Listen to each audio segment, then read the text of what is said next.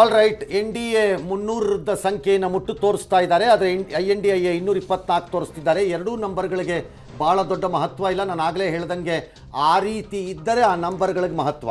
BJP ಎಷ್ಟು gain ಮಾಡ್ಕೊಳ್ತಾ ಇದೆ ಅನ್ನೋದು ಇಂಪಾರ್ಟೆಂಟ್. ಈಗ NDA ಆಗ್ತಿದೆಯಾ ಇಲ್ಲ ಬಿಜೆಪಿ ಇನ್ನೊಂದು 5 ಸೀಟೋ 6 ಸೀಟೋ 8 ಸೀಟೋ ಜಾಸ್ತಿ ಆಯಿತು, 250ಗೆ ಬಂದ್ರಂತೆ ಅಂತಂದ್ರೆ ಅಷ್ಟರ ಮಟ್ಟಿಗೆ ಸೇಫ್ ಅವರು.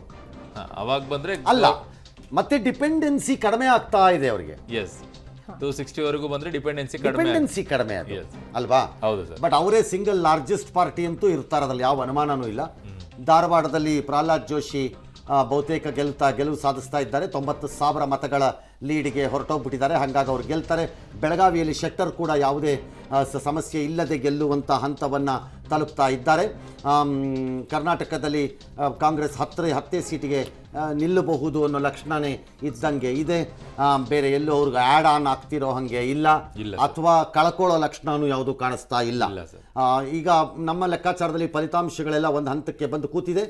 ಕರ್ನಾಟಕದಲ್ಲಿ 16-2-10 ಈಚೆ ಆಚೆ ಆದರೆ ಅಪ್ಪಿ ತಪ್ಪಿ ಏನಾರು ಆದರೆ 17-2-9 ಆ ಥರ, 11-15-2 ಈ ಥರ ಏನಾರು ಆಗಬಹುದು. ಯಾಕಂದರೆ 2 ವ್ಯತ್ಯಾಸ ಆಗಲ್ಲ. ಹಾಸನ ಸೋತಾಗಿದೆ, ಹಾಗಾಗಿ ಎಷ್ಟು 40,000 ಮತನೋ ಏನೋ 35,000 ಮತನೋ ಏನೋ ಆ ಥರ ಅವರು ಸೋತಾಯ್ತು ಸರ್, ಆ ಥರದ ಮತದಲ್ಲಿ ಸೋತಾಗಿದೆ. ಇನ್ನು ಕಾಂಗ್ರೆಸ್ 2 ಸೀಟಿನ ಮಂಡ್ಯ ಮತ್ತು ಕೋಲಾರ ಅವ್ರು ಗೆದ್ದಾಗಿದೆ. ಅವ್ರಿಗೆ ಯಾವುದೇ ವ್ಯತ್ಯಾಸ ಇಲ್ಲ, ಅವ್ರಿಗೆ ಇದ್ದಿದ್ದೆ 3. ಇಲ್ಲೇನೇ ವ್ಯತ್ಯಾಸ ಇದ್ರು ಬಿಜೆಪಿ ಮತ್ತು ಕಾಂಗ್ರೆಸ್ ಮಧ್ಯ ಬರಬೇಕು. ಅದು ಬಂದರೆ ಬರುತ್ತೆ, ಇಲ್ದಿದ್ರೆ ಇಲ್ಲ. ಬಂದರೂ 1 ಸೀಟಲ್ಲಿ ಈಚೆ ಆಚೆ ಆಗಬಹುದೇನೋ ಅಷ್ಟೇ. ಆಲ್ ರೈಟ್, ನೋಡೋಣ. Some little problem is there. I wanted to settle it. I don't want to express in the public the problem what we have faced in that area. We will try to settle it in future days. Sir, Mandya Hassan ಬಗ್ಗೆ 2 ಕ್ಷೇತ್ರದಲ್ಲಿ ಭರ್ಜರಿ ಗೆಲುವು ಸಾಧಿಸ್ತಾ ಇದ್ದಾರೆ. ಈಗ ಇದು ನಾವೆಲ್ಲರೂ ನಿರೀಕ್ಷೆ ಮಾಡಿದಂಥ ಒಂದು ರಿಸಲ್ಟ್. ಅದರಿಂದ ಇದೇ ನನಗೇನು ದೊಡ್ಡ ಅಚ್ಚರಿ ತಂದಿಲ್ಲ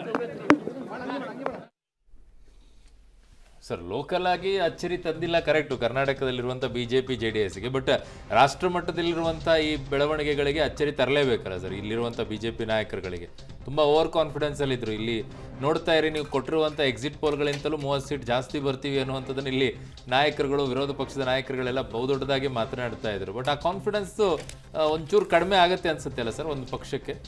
ಭಾರತೀಯ ಜನತಾ ಪಕ್ಷದ ಲೋಕಲ್ ನಾಯಕರುಗಳಿಗೆ ಸರ್ಪ್ರೈಸ್ ಆಗಬೇಕಷ್ಟೇ. ನಾರ್ತ್ ಇಂಡಿಯಾದು ಸರ್ಪ್ರೈಸ್ ಅಷ್ಟೇ. ಯಾಕಂದರೆ ಭಾರತೀಯ ಜನತಾ ಪಕ್ಷದ ಲೋಕಲ್ ನಾಯಕರುಗಳು ಅವ್ರು ಅಂದ್ಕೊಂಡಿದ್ದ ಲೆವೆಲ್ಸಲ್ಲೇ ಇದ್ದಾರೆ. 1-2 ಸೀಟ್ ಈಚೆ ಆಚೆ ಆಗ್ತಾ ಇದೆ ಅಷ್ಟೇ. ಇಲ್ಲಿ ಇದಕ್ಕೆ ಅಷ್ಟೇ ಕರ್ನಾಟಕ. ಹೌದು, ಕರ್ನಾಟಕ. ಅವ್ರಿಗೆ ಸರ್ಪ್ರೈಸ್ ಆಗಬೇಕಾಗಿರೋದು ನಾರ್ತ್ ಇಂಡಿಯಾ. ಹಾಗೆ ನೋಡಿದ್ರೆ ಶಾಕು ಮತ್ತು ಸರ್ಪ್ರೈಸು ನಾರ್ತ್ ಇಂಡಿಯಾ ಲೀಡರ್ಗಳಿಗಾಗಬೇಕು. ಅದು ಪ್ರೈಮ್ ಮಿನಿಸ್ಟ್ರಿಂದನೇ ಸ್ಟಾರ್ಟ್ ಆಗತ್ತೆ. ಪ್ರೈಮ್ ಮಿನಿಸ್ಟ್ರು ಯೋಗಿ ಅವ್ರಿಗೆ ಆಗತ್ತದು. ಬಟ್ ಯೋಗಿ ಅವ್ರನ್ನ ಬಹಳ ಲೆಕ್ಕಾಚಾರ ಹಾಕ್ತಾ ಇದ್ದು, next Narendra Modi next PM candidate Yogi ಅಂತ ವಿಚಾರ. ಸೀಟ್ಸ್ ಗಳ ವಿಚಾರದಲ್ಲಿ ಗೆಲ್ಸ್ಕೊಂಡ್ ಬರಕ್ ಆಗ್ಲಿಲ್ವಲ್ಲ ಅಂತ ಹೇಳಿ. ಅವ್ರೊಬ್ಬರೇ ಅಲ್ವಲ್ಲ, ಎಲ್ಲರೂ ಇದ್ರಲ್ಲ, ಅವ್ರೊಬ್ಬರ ಮೇಲೆ ನೀವು ತಕ್ಕಾಗಲ್ಲ ಅದನ್ನ. ಪ್ರೈಮ್ ಮಿನಿಸ್ಟ್ರು ಇದ್ರಲ್ಲ ಅಲ್ಲಿ. ಟಿಕೆಟ್ ಕೊಡೋದ್ರಲ್ಲಿ ಅಮಿತ್ ಶಾ ಅವ್ರ ಪಾತ್ರ ಇರುತ್ತೆ, ಯಾರೇನೂ ಆಗಿರ್ಬೋದು, ಅದು ಗೊತ್ತಿಲ್ಲ. So that is the point. ಹಾಗಾಗಿ ಶಾಕ್ ಆಗಬೇಕಾಗಿರೋದು ಅವ್ರಿಗೆ ನಾರ್ತಲ್ಲಿ. ಸೌತು ಎಲ್ಲರ ನಿರೀಕ್ಷೆ ಪ್ರಕಾರದಲ್ಲಿ ಕೆಲಸ ಮಾಡಿದೆ. ಹೌದು, ಯಾವ ವ್ಯತ್ಯಾಸಗಳು ಕಾಣಿಸ್ಕೊಂಡು ತುಂಬಾ ಏನು ದೊಡ್ಡ ವ್ಯತ್ಯಾಸ ತೋರಿಸ್ತಾ ಇಲ್ಲ. ಸೌತ್ 22 ಬರ್ಬೋದು ಅಂತ ಅವ್ರ ಲೆಕ್ಕಾಚಾರ ಇದ್ದಿದ್ದು, ಅದರಲ್ಲಿ ಒಂದು 4 ಸೀಟ್ಗಳು ಹಿಂದೆ ಮುಂದೆ ಕಾಣಿಸ್ಕೊಳ್ತದೆ ಕರ್ನಾಟಕದಲ್ಲಿ ಅಷ್ಟೇ. ಹೌದು, 4 ಸೀಟ್ ಇಟ್ಕೊಳ್ಬೇಕಾದ್ರೆ 20 ಇದ್ರು 20. ಹಾ, 18 22 23 ಬರ್ತೀವಿ ಅಂತ ಅವ್ರ ಲೆಕ್ಕಾಚಾರ. ಹೌದು.